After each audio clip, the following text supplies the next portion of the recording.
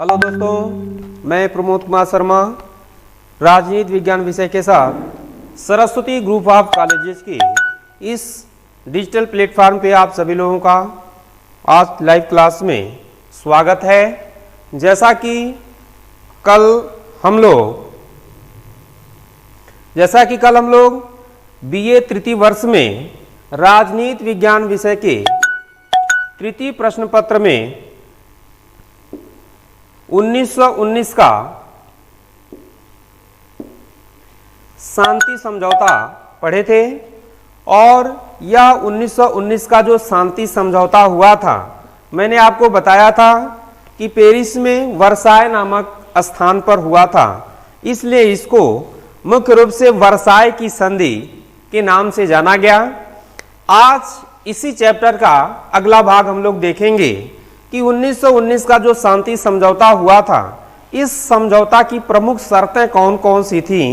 इस वर्साय की संधि में जो शर्तें लागू की गई थी उन्हीं के संबंध में जानना है।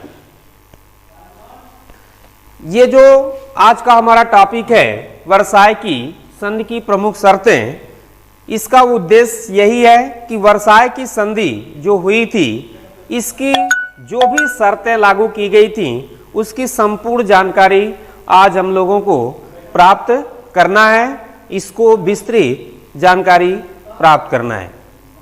ध्यान दीजिएगा। देखिए,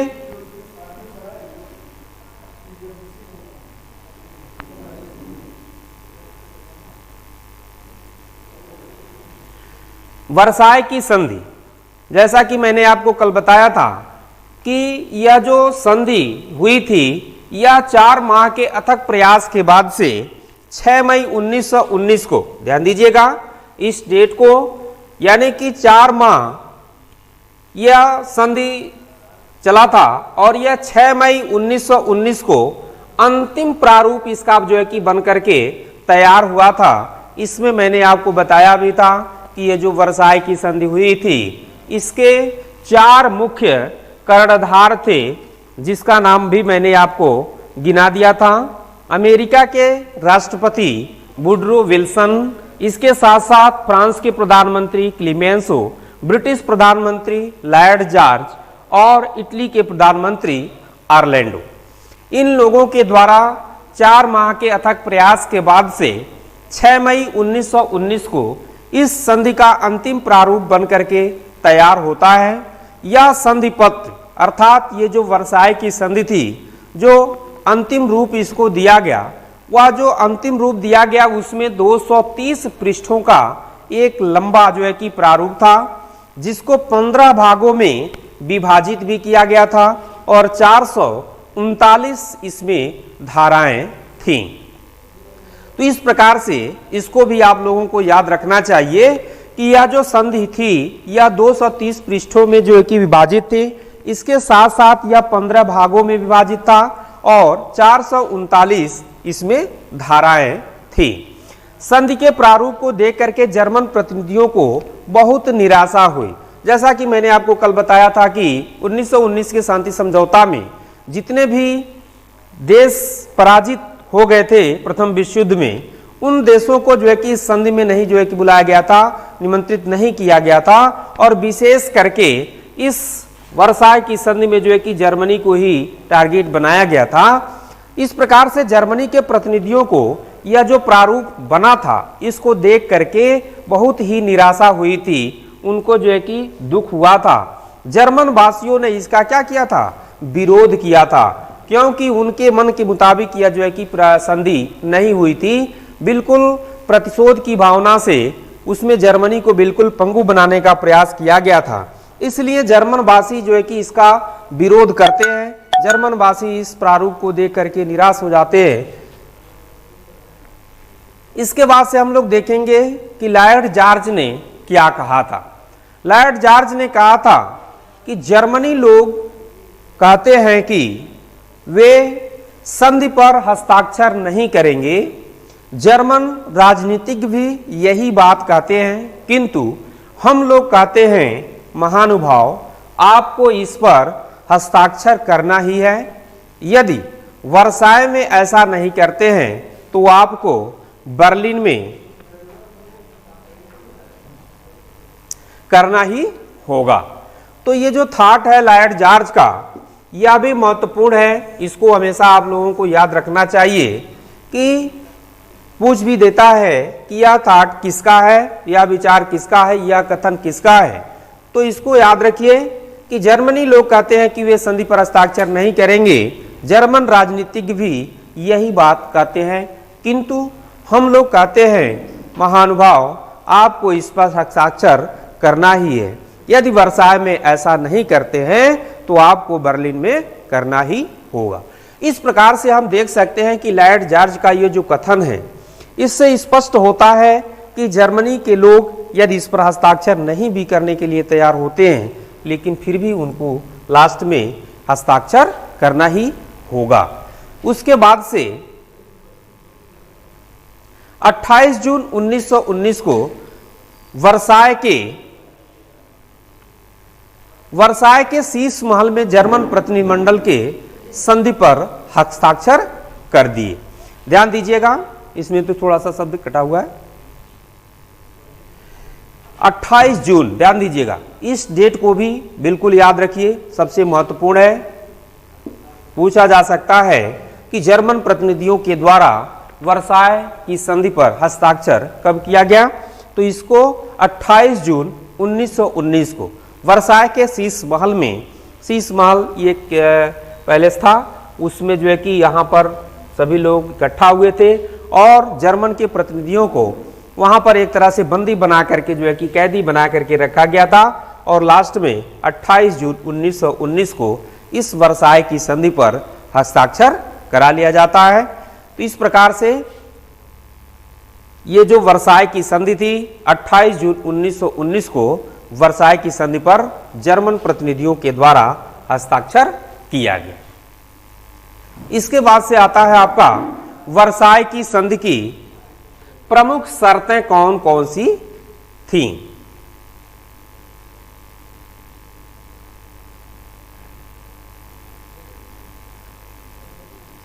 इन प्रमुख शर्तों में पहला शर्त जो था वह था प्रादेशिक व्यवस्थाएं। प्रादेशिक व्यवस्था का तात्पर्य यह है कि प्रथम विश्व युद्ध में जो भी विजयी और पराजित देश थे उन देशों के मध्य भूभाग को लेकर के कुछ शर्तें रखी गई थी, जिसमें ये प्रादेशिक व्यवस्था के अंतर्गत आता है। 1791 में जर्मनी द्वारा छीने गए अल्सास लारेन के प्रदेश पुनः फ्रांस को वापस देने पड़े थे। ध्यान दीजिएगा, ये जो अल्सास और लारेन का प्रदेश क्षेत्र था, यह क्षेत्र चूंकि फ्रांस का था और ये 1791 में जर्मनी के द्वारा फ्रांस से छीन लिया गया था। इस प्रकार से प्रथम विश्व युद्ध में जब जर्मनी हार जाता है तो फिर से इस वर्साय की संधि में ये दोनों जो है कि क्षेत्र अल्सास लारेन का फ्रांस को क्या कर दिया जाता है, वापस दे दिया जाता है। अर्थात भूभाग के दृष्टिकोण से भी जर्मनी को यहां कमजोर करने का प्रयास किया गया। दूसरा है राइनलैंड का जो निशस्त्रीकरण कर दिया गया, वहां पर 15 वर्षों के लिए मित्र राष्ट्रों की सेना की नियुक्ति कर दी गई। अर्थात ये जो राइनलैंड था ये जर्मनी का जो है कि एक तरह से सैनिक अड्डा था और इसको बिल्कुल निशस्त्रीकरण कर दिया गया। अर्थात यहां से जो है कि जर्मनी के सैनिकों को हटा दिया गया। इसके साथ साथ ये जो क्षेत्र था इसको 15 वर्षों के लिए मित्र राष्ट्रों की सेना को दे दिया गया। अर्थात वहां पर 15 वर्षों के लिए मित्र राष्ट्रों के जैसे फ्रांस वगैरह थे विजयी, उन देशों के सैनिकों को यहां पर नियुक्त कर दिया गया। जर्मनी के सैनिकों को वहां से क्या कर दिया गया, हटा दिया गया। उसके बाद से जो तीसरा शर्त था वह था सार प्रदेश की कोयले की खानों को फ्रांस को सुपुर्द कर दिया गया। अर्थात आर्थिक दृष्टिकोण से अगर देखा जाए तो ये जो प्रदेश था सार का प्रदेश ज्यादा मजबूत था। यहाँ पर कोयले की खानें अधिक से अधिक संख्या में विद्यमान थी, जिस प्रदेश को भी जो है कि क्या कर दिया गया, फ्रांस को दे दिया गया। उसके बाद से है 15 वर्ष बाद जनमत संग्रह के आधार पर सार प्रदेश पर किसका नियंत्रण होगा यह निश्चित होगा। देखिए ये जो सार का प्रदेश था फ्रांस को तो दे ही दिया गया, इसके साथ साथ दूसरी शर्त ये लागू की गई कि 15 वर्ष बाद, 15 वर्ष तो ये जो है कि फ्रांस के अधिकार क्षेत्र में रहेगा, 15 वर्ष के बाद से यहां पर जनमत संग्रह कराई जाएगी। या नहीं है कि 15 वर्ष फ्रांस के पास रहेगा फिर वो जर्मनी को वापस कर दिया जाएगा, ऐसा भी नहीं था। 15 वर्ष के बाद से ये कहा गया कि यहां पर जनमत संग्रह कराया जाएगा और जनमत संग्रह कराने के बाद से जिस क्षेत्र को यानी कि वहां के जो निवासी जहां चाहेंगे, अगर वो फ्रांस में रहना चाहें, मिलना चाहेंगे तो फ्रांस में मिला दिया जाएगा, यदि पुनः वो जर्मनी के साथ रहना चाहते हैं तो जर्मनी को फिर से वापस कर दिया जाएगा। लेकिन यह जनमत संग्रह के आधार पर ही किया जाएगा, उस तरह से नहीं होगा। इसके बाद से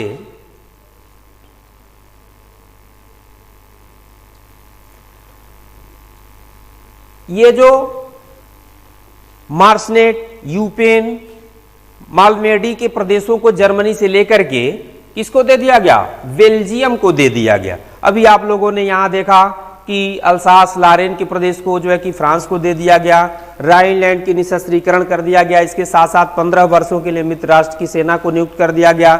सार का प्रदेश जो कोयले की खानें थी वहां पर अधिक से अधिक मात्रा में उसको फ्रांस को दे दिया गया। तो इस प्रकार से यहाँ पर भी अधिक से अधिक भूभाग को जो है कि फ्रांस और मित्र राष्ट्र मिलकर के ले लेते हैं। इसके साथ साथ मार्सनेट, यूपेन और मालमेडी के जो प्रदेश थे उन प्रदेशों को भी जो है कि बेल्जियम को दे दिया गया। उत्तरी जर्मनी का प्रदेश कराया कि स्लेस्विंग एवं जनमत संग्रह के बाद डेनमार्क को दे दिया गया। बेल्जियम के साथ साथ डेनमार्क को भी यहाँ पर कुछ फायदा होता है और कुछ भूभाग उसको दे दिया जाता है।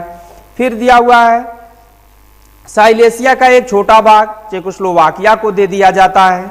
सेमल बंदरगाह पर मित्र राष्ट्रों का आधिपत्य स्वीकार कर लिया जाता है।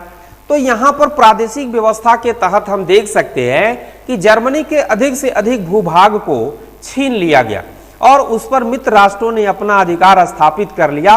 उसको जो है कि प्रादेशिक रूप से उसको बिल्कुल कमजोर करने का प्रयास किया गया। उसके जो भी महत्वपूर्ण भूभाग थे उनको मित्र राष्ट्रों के द्वारा ले लिया गया।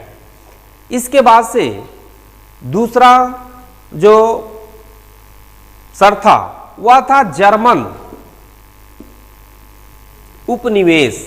इसको मैंने आपको पहले भी बताया था कि जर्मन उपनिवेश का तात्पर्य यह है कि प्रथम विश्व युद्ध से पहले जर्मनी के भी बहुत से ऐसे देश थे जो उपनिवेश थे और उस पर उसका अधिकार था।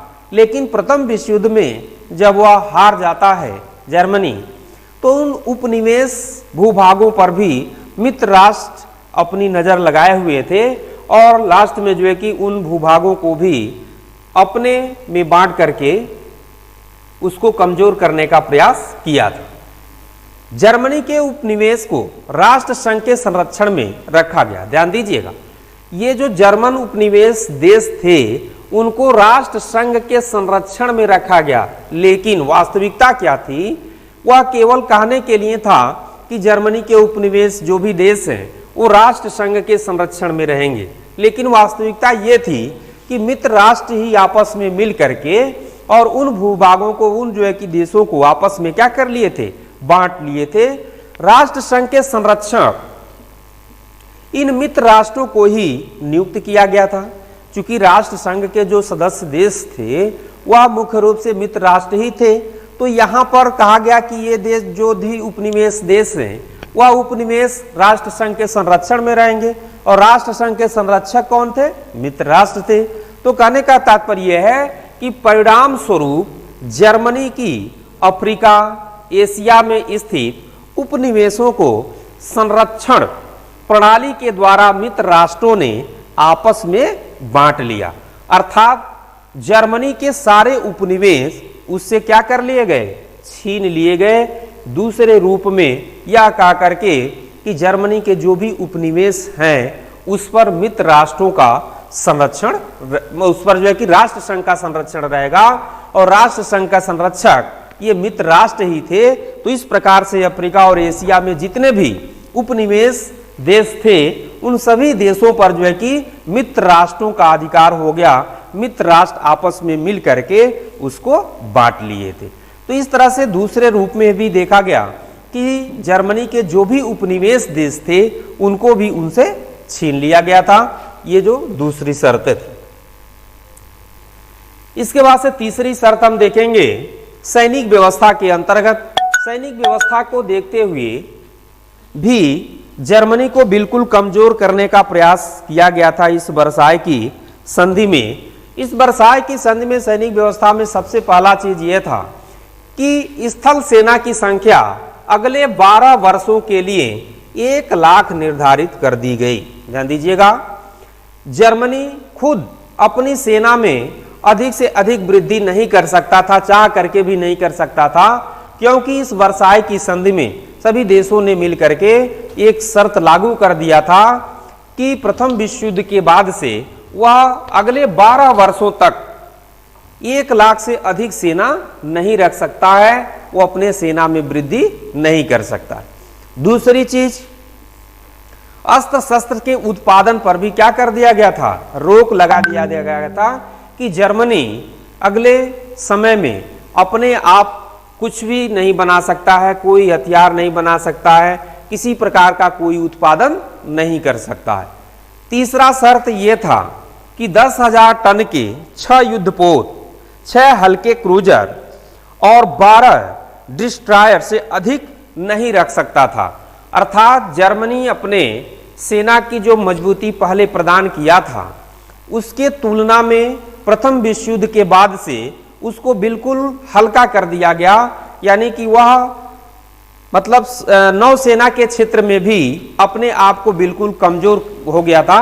10,000 टन के 6 युद्धपोत केवल वह रख सकता था, 6 हल्के क्रूजर रख सकता था और 12 डिस्ट्रॉयर से अधिक वो नहीं रख सकता था, या उस पर इन देशों के द्वारा प्रतिबंध इस वर्साय की संधि में लगा दिया गया।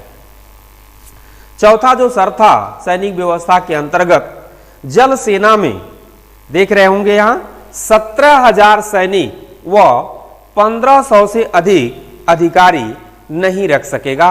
ये जो चौथा शर्त था।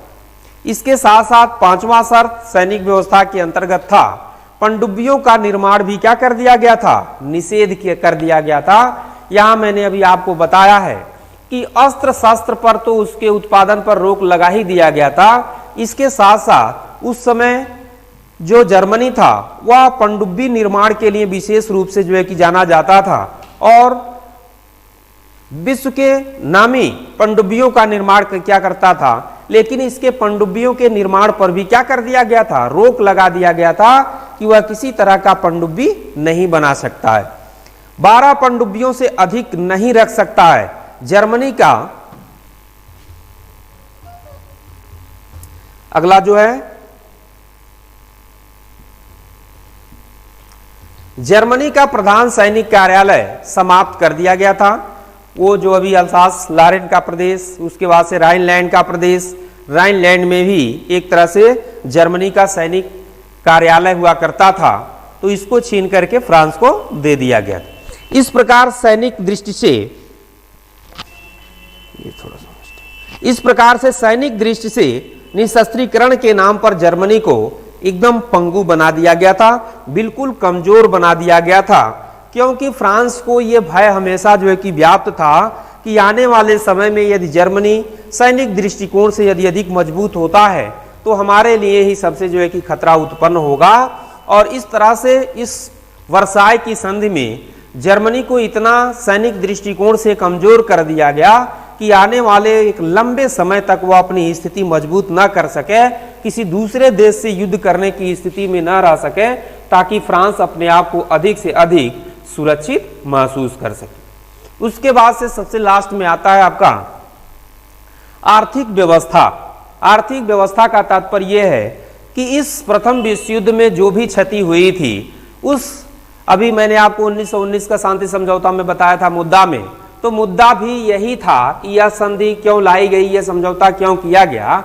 तो इसका मुद्दा यही था कि प्रथम विश्व युद्ध में जो भी क्षति हुई है उस क्षति की पूर्ति कौन करेगा। और यह जो आर्थिक व्यवस्था के अंतर्गत क्षतिपूर्ति थी, यह क्षतिपूर्ति मुख्य रूप से जो है कि केवल जर्मनी के ऊपर ही सौंप दिया गया था। पूरा का पूरा क्षतिपूर्ति जर्मनी को ही देना था। मई 1921 तक जर्मनी को, ध्यान दीजिएगा, इस आर्थिक व्यवस्था के अंतर्गत प्रथम विश्व युद्ध में जो भी क्षतिपूर्ति हुई थी उस क्षतिपूर्ति के तहत, यानी कि उसकी क्षति जो हुई थी उसकी पूर्ति के तहत 1921 तक, 1918 तक प्रथम विश्व युद्ध 14 से 18 तक चला था। 1919 में ये वर्साई की संधि हो रही है फाइनल। उसके बाद से 1921 तक जर्मनी को 5 अरब डॉलर की क्षतिपूर्ति के रूप में देने को कहा गया था। अर्थात जर्मनी प्रथम विश्व युद्ध के 5 अरब डॉलर जो भी क्षति हुई थी उसको हर्जाना के रूप में क्या करेगा, भरने का प्रयास किया जाएगा 1921 तक। दूसरा है पनडुब्बियों द्वारा डुबोए गए जहाजों के बदले, क्योंकि जर्मनी के पास कुशल पनडुब्बियां हुआ करते थे उस समय, तो इन पनडुब्बियों के द्वारा मित्र राष्ट्रों की जो भी जहाज समुद्रों में डुबो दी गई थी उसके बदले जर्मनी ने व्यापारिक जहाज देने को कहा गया था कि आप मित्र राष्ट्रों को जो भी व्यापारिक जहाज है उसका निर्माण करेंगे और देंगे। तीसरा चीज, मित्र राष्ट्रों के लिए 56 लाख टन वजन का जहाज भी क्या करता रहेगा, बनाता रहेगा यहां पर मित्र राष्ट्रों के लिए। उसके बाद से चौथा जो आता है, कील नहर को अंतरराष्ट्रीय बना दिया गया। ध्यान दीजिएगा, अब कहेंगे कि अंतरराष्ट्रीय का तात्पर्य क्या है, कील नहर क्या है, तो कील नहर पर उस समय प्रथम विश्व युद्ध से पहले, यानी कि वर्साय संधि के पहले, कील नहर पर पूर्ण रूप से जर्मनी का ही अधिकार हुआ करता था। उस पर अपना पूरा हुआ जो है कि जो भी काम करना था जर्मनी एकाधिकार के तहत करता था। लेकिन इस वर्साय संधि के बाद से इस कील नहर को अंतरराष्ट्रीय बना दिया गया। अंतरराष्ट्रीय बना दिया गया का तात्पर्य यह है कि इस पर सभी देशों का अधिकार हो गया। जर्मनी का नौसैनिक का सबसे बड़ा केंद्र था जिसको अंतरराष्ट्रीय बना दिया गया, अर्थात वहां से जर्मनी की नौसेना की जो सबसे बड़ा अड्डा था, सबसे बड़ा केंद्र था, उसको भी उससे क्या कर लिया गया, छीन लिया गया। अर्थात यहाँ पर नौसेना के दृष्टिकोण से भी जर्मनी को बिल्कुल कमजोर कर दिया गया।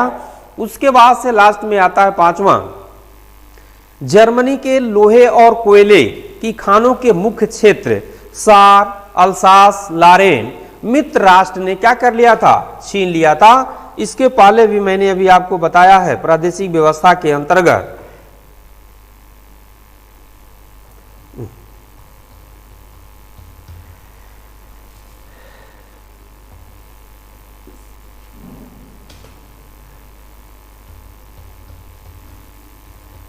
जर्मनी के लोहे और कोयले की खानों को क्या कर लिया गया था, उससे छीन लिया गया था। और वह मुख्य रूप से जो प्रदेश थे वो सार के और अल्सास लारेन के प्रदेश थे, जिसको मित्र राष्ट्रों ने क्या कर लिया था, छीन लिया था और इसको आर्थिक दृष्टिकोण से बिल्कुल कमजोर करने का प्रयास किया गया।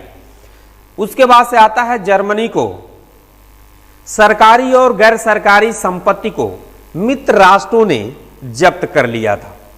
अर्थात इस जर्मनी को आर्थिक दृष्टिकोण से कमजोर करने का जो प्रयास किया गया उसमें यह है कि सरकारी और गैर सरकारी जो भी संपत्तियां थी उन सभी को जो है कि मित्र राष्ट्रों ने क्या कर लिया था, जब्त कर लिया था। जब्त करने का तात्पर्य यह है कि उस पर इनका अधिकार एक तरह से हो गया था, वह किसी तरह से उसका उपयोग नहीं कर सकते थे। इसके बाद से आता है मोरक्को, मिस्र, बल्गारिया, चीन से प्राप्त जर्मनी के व्यापारी अधिकारों को भी क्या कर दिया गया था, समाप्त कर दिया गया था। अर्थात उसके जो आर्थिक दृष्टिकोण से भूभाग थे उनको भी ले लिया गया। इसके साथ साथ अस्त्र शस्त्र के जो है कि निर्माण पर रोक लगा दिया गया। इसके बाद से 1921 तक 5 अरब डॉलर राशि क्षतिपूर्ति के रूप में देने को कहा गया। जो भी पनडुब्बियां थी उनको भी जो है कि निषेध कर दिया गया। इसके साथ साथ मित्र राष्ट्रों के लिए जहाज बनाने के लिए कहा गया। इस प्रकार से ये तो उसको आंतरिक दृष्टिकोण से कमजोर करने का प्रयास किया ही गया। इसके साथ साथ वह विभिन्न देशों के साथ, विभिन्न क्षेत्रों के साथ जो व्यापार करता था उस व्यापार पर भी रोक लगा दिया गया था। और प्रत्येक देश के लिए जो आय के स्रोत होते हैं वह व्यापार ही एक तरह से होते हैं। दूसरे देश से व्यापार किया जाता है उससे जो है कि लाभ होता है, और यहाँ पर उसके व्यापार को भी प्रतिबंधित कर दिया गया, आयात निर्यात पर रोक लगा दिया गया। तो इस तरह से यहाँ पर अंतर्राष्ट्रीय क्षेत्र में भी यानी कि जर्मनी को बिल्कुल कमजोर करने का प्रयास किया गया। तो इस प्रकार से हम लोगों ने आज देखा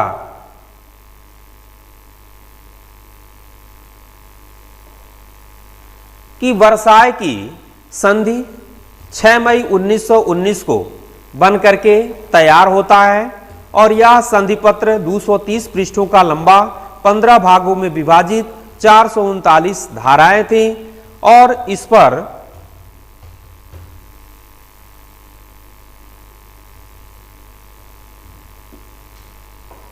वर्साय की संधि की प्रमुख शर्तों को देखा गया, जिसमें सबसे पहला शर्त था प्रादेशिक व्यवस्था, और यह प्रादेशिक व्यवस्था के अंतर्गत इसके विभिन्न भूभागों को, जैसे अल्सास लारेन है, राइनलैंड है, इसके बाद से जो है कि सार का प्रदेश है, इनको छीन करके क्या कर दिया गया, मित्र राष्ट्रों को दे दिया गया। फिर से जो है फार्सनेट है, यूपेन है, मालमेडी है, ये 3 क्षेत्रों को जो है प्रदेशों को छीन करके बेल्जियम को दे दिया गया। इसके साथ साथ उत्तरी जर्मनी का प्रदेश स्लेस्विंग एक जनमत संग्रह के बाद डेनमार्क को दे दिया गया।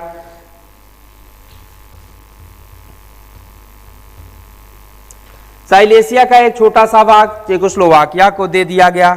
सेमल बंदरगाह पर भी मित्र राष्ट्रों का आधिपत्य स्वीकार हो गया।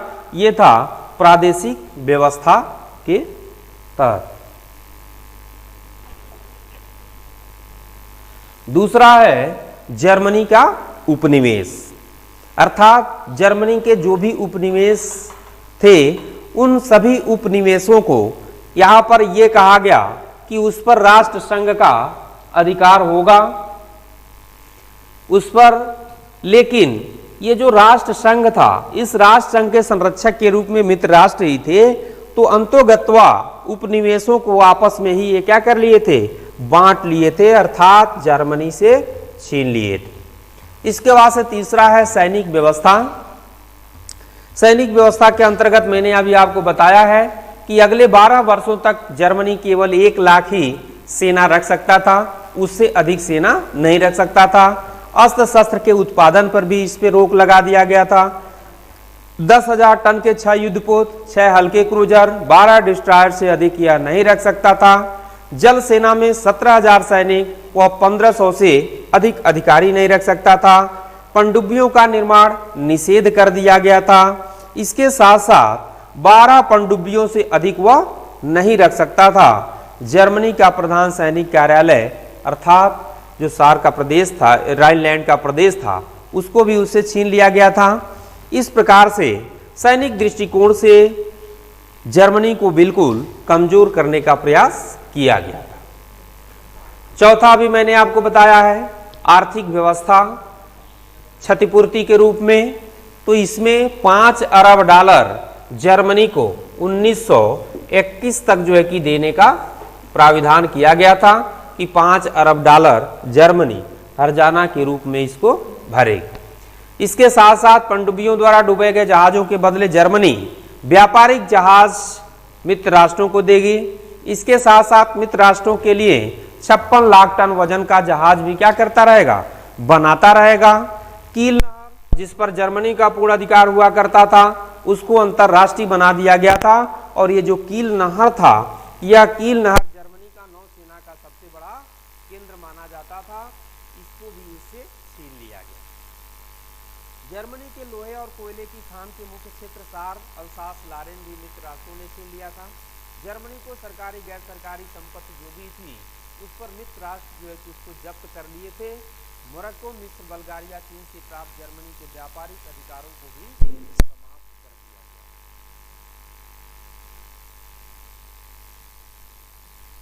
अब तक जो भी हम लोगों ने इस चैप्टर में पढ़ा है उससे संबंधित कुछ प्रश्न आपके सामने हैं। देखिए, सबसे पहला प्रश्न है,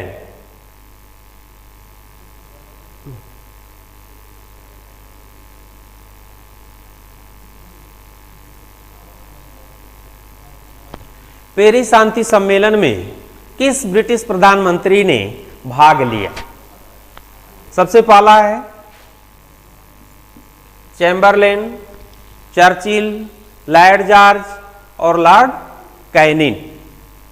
तो अभी आपको मैंने बताया था, चार बड़ों का परिषद भी बताया था, चार कर्णधार भी बताया था। तो यहां पर चूंकि पूछ रहा है ब्रिटिश प्रधानमंत्री, तो ब्रिटिश प्रधानमंत्री मैंने आपको बताया था वह हुआ करते थे लॉर्ड जॉर्ज। उसके बाद से पेरिस शांति सम्मेलन में दूसरा जो क्वेश्चन है, पेरिस शांति सम्मेलन में भाग लेने वाले निम्नांकित नेता को आदर्शवादी नेता कहा जाता है।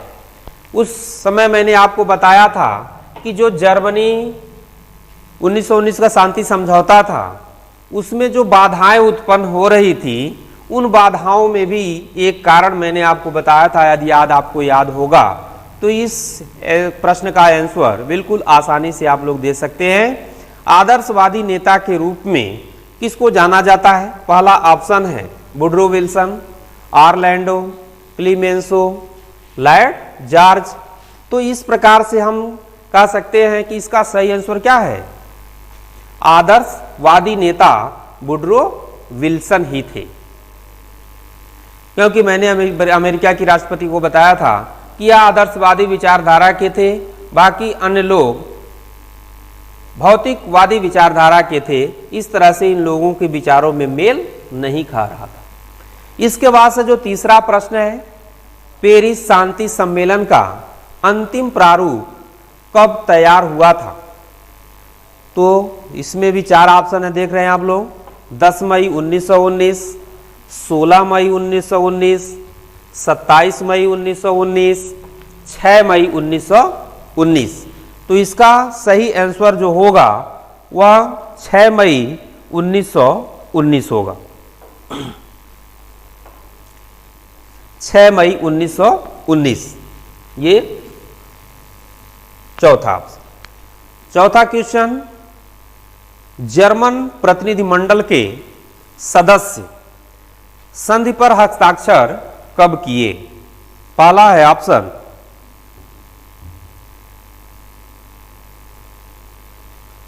25 जून 1919, 28 जून 1919, 20 जून 1919, 17 जून 1919।